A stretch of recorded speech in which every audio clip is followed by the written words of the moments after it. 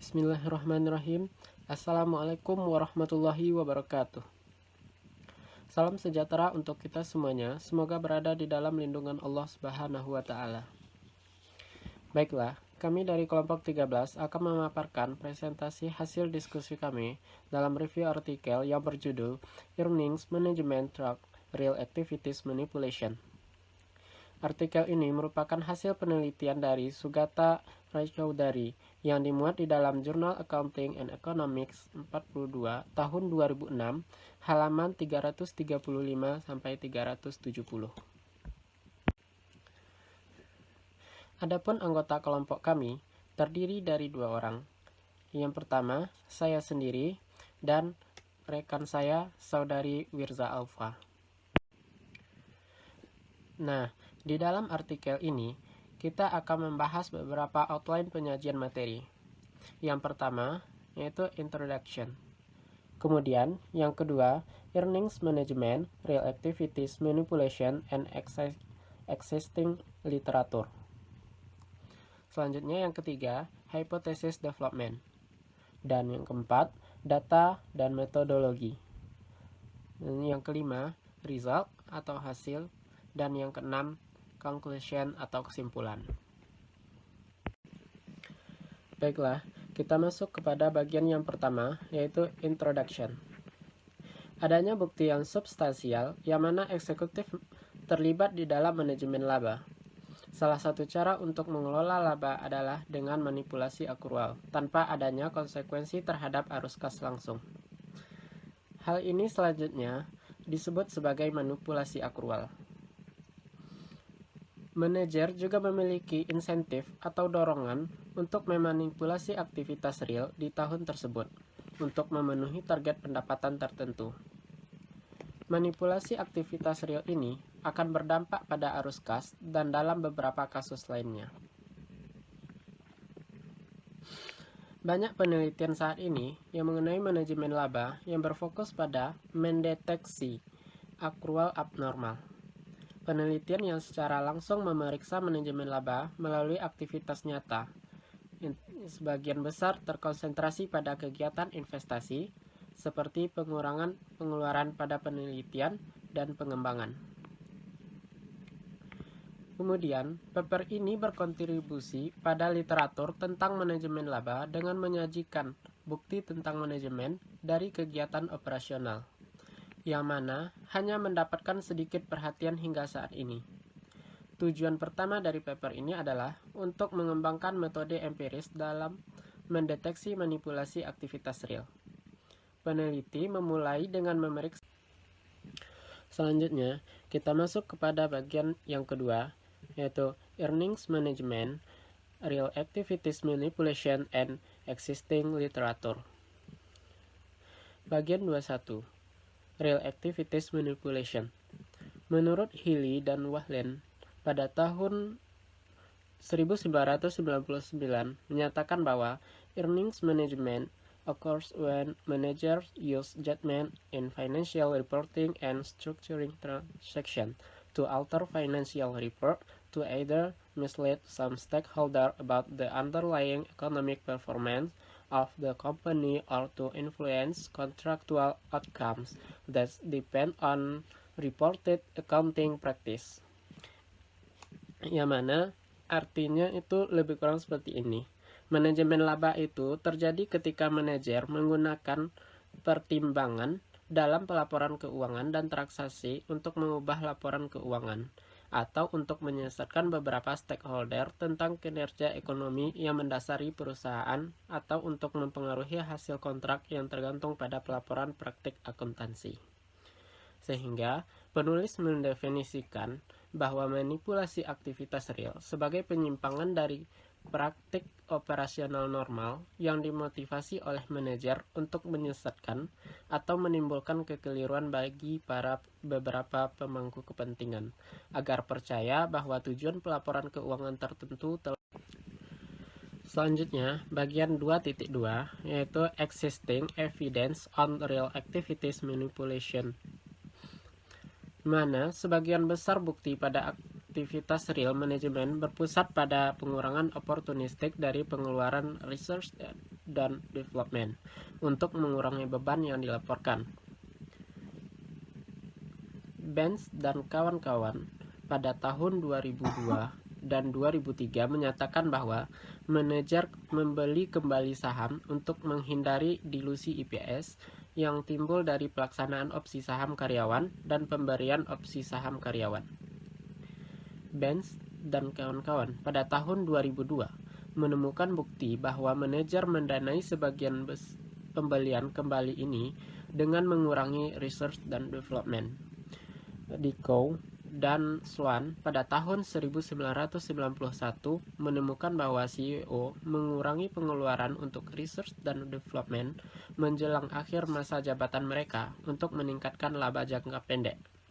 Selanjutnya, Beber dan kawan-kawan pada tahun 1991 serta Busi pada tahun 1998 juga menemukan bukti yang konsisten dengan pengurangan pengeluaran research dan development untuk memenuhi tolak ukur laba.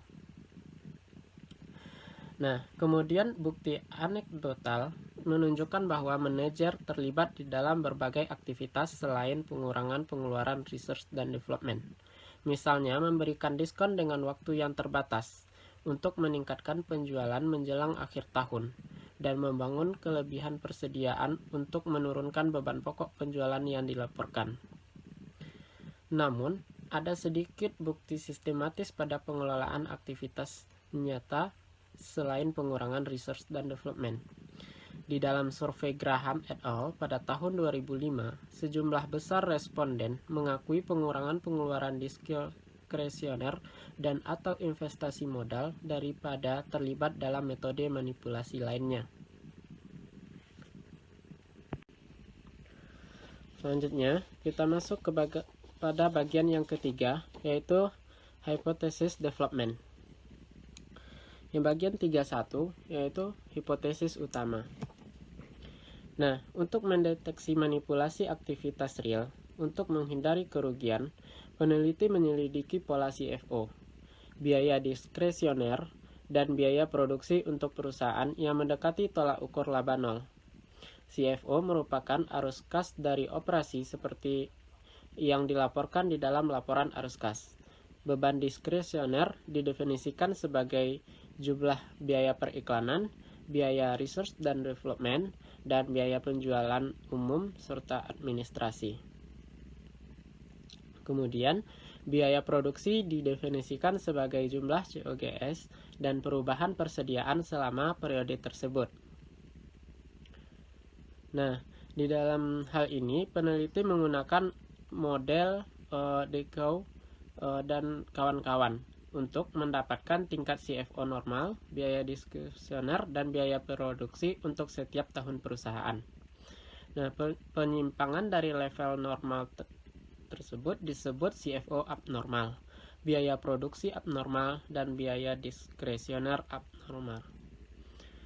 Peneliti kemudian fokus pada 3 metode manipulasi berikut dan berpengaruhnya pada tingkat abnormal dari 3 variabel.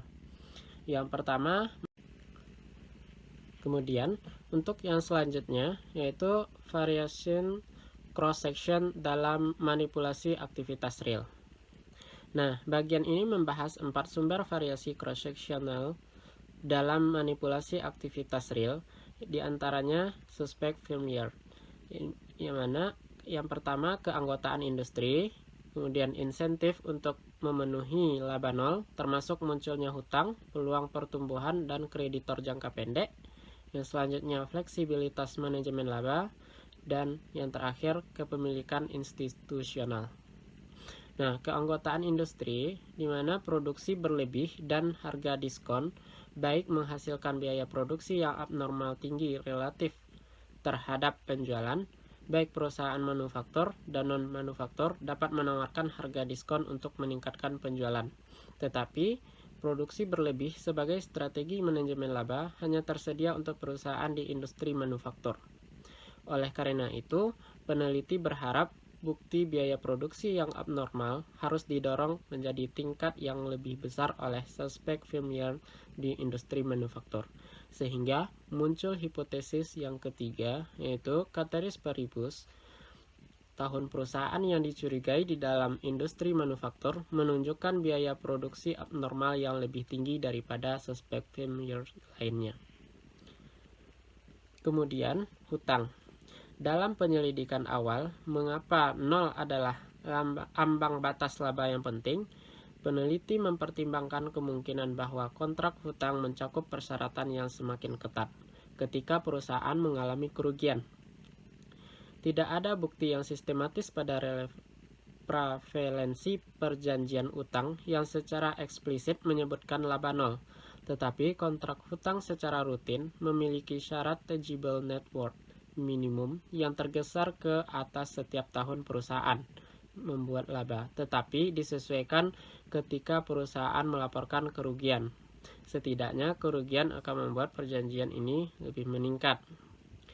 Nah, ini mengikuti bahwa suspek familiar dengan perjanjian utang membuat kerugian yang tidak diinginkan memiliki insentif yang lebih besar untuk terlibat dalam manipulasi aktivitas real dari suspek familiar yang tidak memiliki perjanjian seperti itu.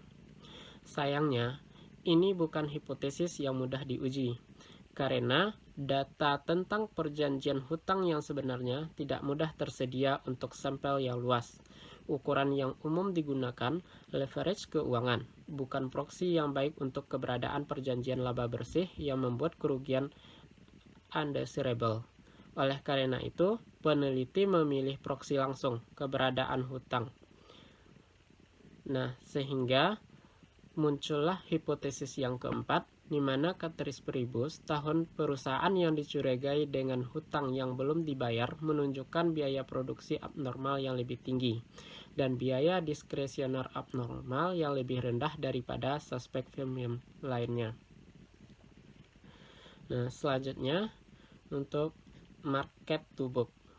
Menurut Skinner dan Sloan, yang mendokumentasikan bahwa perusahaan dengan peluang pertumbuhan dipidanakan oleh pasar saham saat mereka kehilangan ambang laba. Sementara, penelitian mereka berfokus utama pada perkiraan analisis. Ada kemungkinan bahwa pertumbuhan perusahaan juga mengalami tekanan untuk memenuhi ambang laba lainnya, termasuk 0. Konsisten dengan Skinner dan Sloan dan Hebrard et al., proksi untuk peluang pertumbuhan adalah rasio dari nilai pasar ekuitas terhadap nilai buku ekuitas atau market to book. Nah, sehingga muncul hipotesis yang kelima, yaitu ceteris paribus, perusahaan yang dicurigai market to book yang lebih tinggi menunjukkan biaya produksi abnormal yang lebih tinggi dan biaya diskresioner abnormal yang lebih rendah daripada suspek familiar lainnya. Selanjutnya, pemasok jangka pendek. 3 alasan yang mungkin dari laba 0 menjadi ambang batas yang penting dan adalah bahwa stakeholder dari perusahaan yang menggunakan heuristic cutoff pada 0 untuk mengevaluasi kinerjanya. Di antaranya pemangku kepentingan pada penelitian ini mengidentifikasikan pemasok, memberi pinjaman, karyawan, dan pelanggan yang khawatir tentang future service. Jika kinerja laba perusahaan turun di bawah ambang batas tertentu seperti 0, kemampuan perusahaan untuk membayar pemasok di waktu dan potensinya sebagai pembeli masa depan menjadi meragukan. Hal ini menyebabkan pemasok memperketat persyaratan kredit dan persyaratan lainnya. Manajer lebih mungkin khawatir tentang reaksi negatif dari pemasok jika mereka memiliki perdagangan kredit lebih dan kewajiban jangka pendek lainnya yang outstanding. Oleh karena itu, manipulasi aktivitas real seharusnya bervariasi positif dengan kewajiban lancar pada awal tahun. Sehingga muncul hipotesis yang keenam, yaitu ceteris paribus tahun perusahaan yang dicurigai dengan kewajiban lancar yang tinggi sebagai presentasi dari total aset menunjukkan biaya produksi abnormal yang lebih tinggi dan biaya diskresioner abnormal yang lebih rendah daripada suspek familiar lainnya. Kemudian, fleksibilitas manajemen laba. Tingkat manipulasi aktivitas real juga seharusnya berbeda dengan fleksibilitas manajer dalam melakukan kegiatan tersebut. Produksi berlebih untuk menyerap biaya tetap dalam persediaan lebih mudah untuk dicapai dan lebih mungkin untuk menghindari deteksi ketika suatu perusahaan mempertahankan stok persediaan yang tinggi.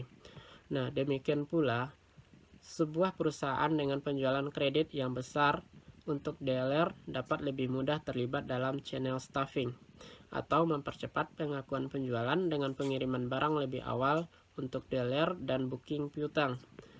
Perusahaan mungkin menawarkan diskon tambahan untuk dealer untuk kompetensi mereka atas inventory holding cost tambahan.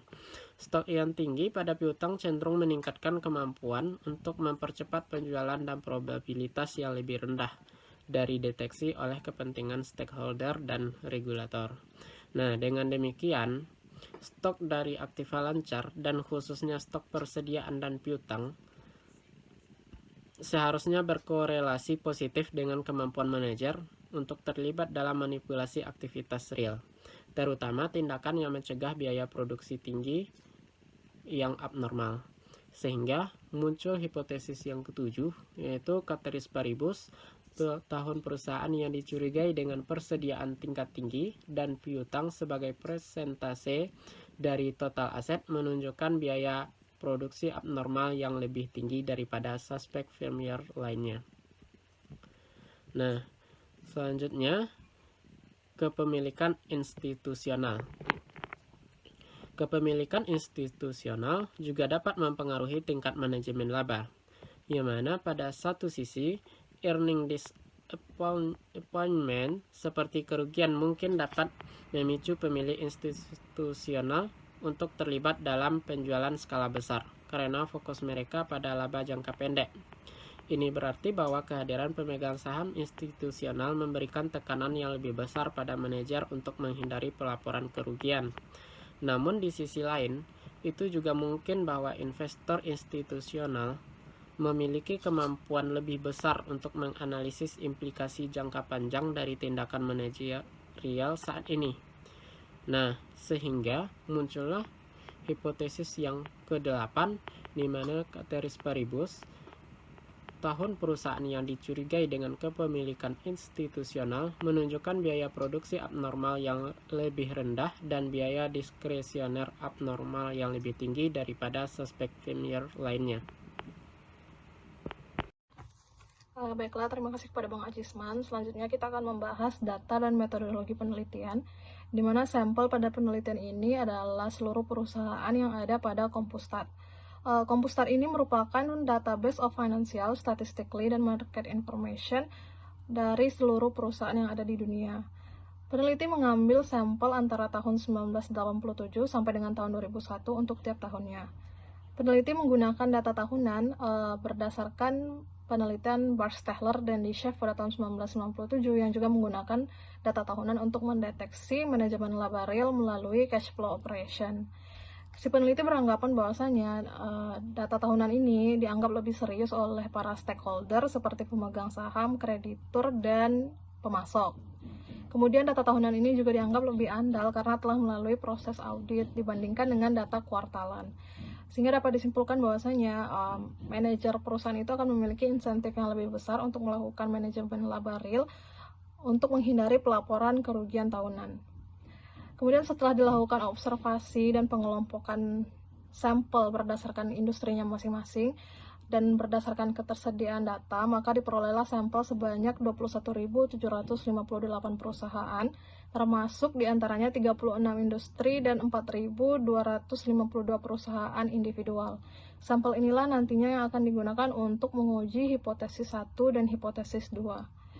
Kemudian untuk hipotesis 3 sampai dengan hipotesis 8, karena ada faktor kepemilikan institusional, yang mana kepemilikan institusional ini datanya dapat diambil dari Thomson Financial Database, maka sampel berkurang menjadi 17.338 perusahaan dengan 3.672 perusahaan. Nah, sampel inilah yang nantinya akan digunakan untuk menguji hipotesis 3 sampai dengan hipotesis 8. Baiklah, selanjutnya kita akan membahas estimation models, di mana berdasarkan penjelasan latar belakang penelitian sebelumnya, Salah satu tujuan penelitian ini adalah mengembangkan metode empiris untuk mendeteksi earnings management melalui real activities manipulation, di mana si peneliti memeriksa cash flow operation, cost production, dan expenditure expense. Berikut adalah model yang digunakan si peneliti, di mana si peneliti merujuk pada model yang pernah digunakan oleh Decho pada tahun 1998. Peneliti melakukan cross-sectional regresi untuk tiap industri. Yang pertama berdasarkan cash flow operation, bisa dilihat pada persamaan 1, di mana AT itu merupakan total aset di akhir periode T, dan ST itu merupakan total sales di periode T, dan delta ST itu bisa dicari dengan ST dikurang dengan ST dikurang 1, di mana ST itu merupakan total penjualan pada periode T.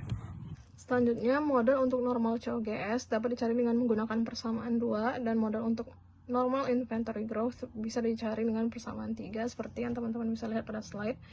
Sehingga si peneliti itu mendefine bahwasanya model untuk normal production cost itu merupakan jumlah dari persamaan 2 dengan persamaan 3. Dan untuk relevant regression discretionary expense itu bisa dicari dengan menggunakan persamaan 5, seperti yang bisa teman-teman lihat pada slide.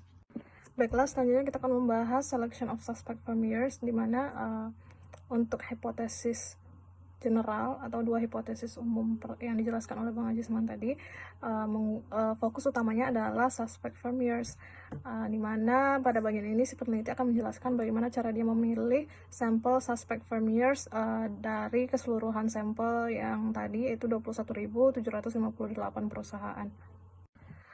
Si peneliti ini membagi suspect firm-years ini kepada 2 interval berdasarkan laba bersih yang diukur dengan total aset pada awal tahun. Bisa kita lihat histogram pada slide. Histogram ini dibangun dengan lebar 0,05 atau 500 dengan rentang minus 0,07 sampai dengan plus 0,07. Kemudian si peneliti lebih memilih untuk berfokus pada suspect firm-years dengan laba bersih yang diukur dari total aset yang besar atau sama dengan 0, tapi lebih kecil dari 0,05 atau 500. Sehingga dapat kita lihat berdasarkan histogram yang ada di slide, yang memenuhi kriteria itu hanya nomor 1 sampai dengan nomor 15. Sehingga dari total sampel 21.758 perusahaan, terpilih suspect firm-years sebanyak 503 perusahaan.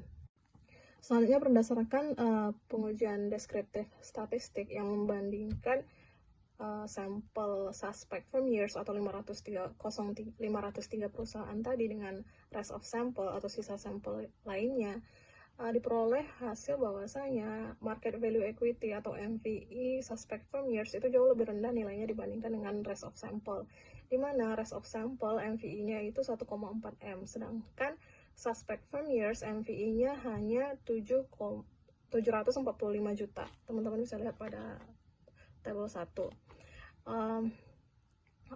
Namun anehnya total aset suspect firm-years tidak jauh lebih rendah dibandingkan dengan sampel lainnya, di mana total aset suspect firm-years itu nilainya 1,2 M. Sedangkan sampel lainnya di luar suspect firm-years itu total asetnya 1,1. Sedangkan market value equity-nya jauh lebih tinggi sampel di luar suspect firm-years. Sehingga rasio market value equity dibagi dengan book value equity suspect firm-years itu jauh lebih rendah dibandingkan dengan sampel di luar suspect firm-years atau rest of the sample. Kemudian si peneliti menyatakan bahwasanya sesuai dengan hipotesis yang ia bangun, bahwasanya suspect firm-years itu akan memiliki cash flow operation yang lebih rendah dibandingkan dengan non-suspect firm. Di mana bisa kita lihat pada tabel 1, CFO suspect firm-years itu lebih rendah dibandingkan dengan non-suspect firm, di mana cash flow operation suspect firm itu sebesar 4,5, sedangkan non-suspect firm itu cash flow operation-nya sebesar 6,50. Kemudian berdasarkan tabel 1, kita juga bisa melihat bahwasanya suspect firm itu memiliki rasio inventory turnover yang lebih rendah dibandingkan non-suspect firm, di mana nilai rasio inventory turnover suspect firm itu sebesar 10,75, lebih kecil dibandingkan dengan non-suspect firm yaitu 12,8. Hal ini sesuai juga dengan hipotesis yang dibangun oleh peneliti, di mana seringkali suspect firm itu menurunkan nilai COGS-nya dengan alasan bahwasanya mereka melakukan overproduction. Kemudian pada tabel 3 kita dapat melihat korelasi antar masing-masing variabel. Contohnya seperti accruals itu memiliki korelasi negatif dengan CFO. Pada tabel 3 dijelaskan korelasinya sebesar minus 0,17. Kemudian peneliti menyatakan bahwasanya biasanya korelasi antara level abnormal dengan level abnormal lainnya itu biasanya berkorelasi positif. Tapi di sini abnormal discretionary expense itu berkorelasi negatif dengan abnormal production cost sebesar minus 0,63. Peneliti menyatakan bahwasanya hal ini mungkin terjadi karena si manajer itu melakukan kegiatan yang mengarah ke produksi yang abnormal, tapi di saat yang bersamaan dia mengurangi discretionary expense dengan tujuan untuk meningkatkan laba. Selanjutnya itu hasil dari penelitian, di mana yang pertama itu ada bukti statistik yang konsisten dan kuat adanya korelasi negatif antara tindakan manipulasi aktivitas nyata dan kepemilikan institusional. Artinya jika kepemilikan institusional atau saham yang diberikan kepada manajer perusahaan semakin besar, itu akan menurunkan earnings management melalui tindakan manipulasi nyata. Jadi semakin tinggi kepemilikan institusional, maka tindakan manipulasi aktivitas nyata juga akan semakin rendah. Kemudian yang kedua yaitu bukti manipulasi aktivitas nyata untuk menghindari kerugian lebih terkonsentrasi di industri manufaktur, terutama untuk penurunan nilai COGS dengan alasan adanya overproduction. Kemudian yang ketiga yaitu perusahaan yang melakukan manajemen laba real untuk menghindari kerugian lebih agresif ketika mereka memiliki hutang dan ketika mereka memiliki MTB yang tinggi. MTB ini adalah rasio dari market value equity dibagi dengan book value equity. Kemudian terkait dengan hipotesis 6, meskipun buktinya tidak terlalu kuat, peneliti juga menemukan bahwasanya ketika perusahaan memiliki lebih kreditur jangka pendek, maka si manajer akan terlibat lebih besar dalam earnings management melalui manipulasi aktivitas nyata. Kemudian berdasarkan teknik performance matching yang dikembangkan oleh Kotari et al. Pada tahun 2005, penulis menemukan bahwasanya ada hubungan yang signifikan antara tingkat manipulasi aktivitas nyata dengan tingkat kewajiban lancar, di mana suspect firm years dengan current liabilitas yang lebih tinggi itu memiliki significantly higher performance match production cost dan juga significantly lower performance match discretionary expense.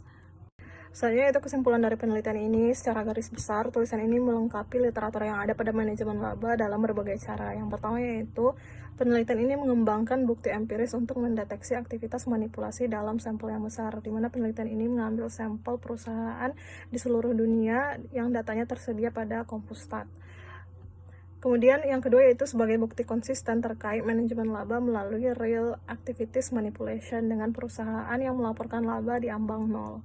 Dan yang terakhir yaitu memberikan wawasan faktor apa saja yang mempengaruhi sifat dan aktivitas manipulasi yang ada. Kemudian penelitian ini juga memberikan bukti tambahan di mana perusahaan melaporkan laba positif yang kecil dan small positive forecast error mengelola laba melalui aktivitas nyata atau aktivitas yang sebenarnya.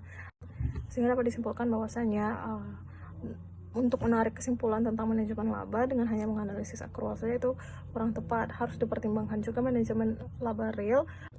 Kemudian untuk future research, makalah ini juga menimbulkan pertanyaan penting untuk penelitian selanjutnya, di mana pertanyaannya bagaimana manajer perusahaan itu memilih untuk melakukan manajemen laba akrual atau manajemen laba real, sedangkan mereka memiliki fleksibilitas untuk melakukan keduanya di saat yang bersamaan. Kemudian pertanyaan selanjutnya yaitu mengenai waktu manipulasi aktivitas nyata atau manajemen laba real ini. Apakah intensitasnya akan meningkat pada akhir tahun pada saat akan dilakukan pelaporan tahunan? Kemudian lebih lanjut, hal menarik untuk diselidiki peneliti selanjutnya di masa yang akan datang adalah apakah perusahaan yang terlibat dalam manipulasi aktivitas nyata atau manajemen laba real ini biasanya terlibat dalam praktik tersebut di tahun berikutnya. Seperti misalnya perusahaan yang meningkatkan penjualannya dengan melakukan pemberian diskon, memiliki insentif yang sama untuk melakukan hal tersebut di tahun selanjutnya.